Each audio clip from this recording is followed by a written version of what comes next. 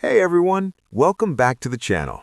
In this video, I'll show you how to set up Page Pilot on your Shopify store so you can start creating high-converting pages with ease. To get started, head over to your Shopify dashboard and click on the Apps section in the left-hand menu, where you'll find tools designed to enhance your store. In the search bar, type Page Pilot, an AI-powered app that helps you build and customize pages quickly. Once you find it, open the app cage, review its features, and click Install, making sure to approve the required permissions for a smooth integration.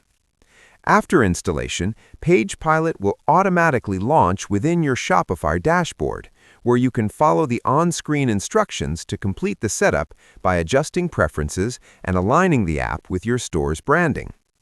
Once everything is set up, you can begin creating pages using the AI tools to design layouts, edit text, and add images through a simple and intuitive interface, making it easy to build visually appealing and effective pages. And that's it.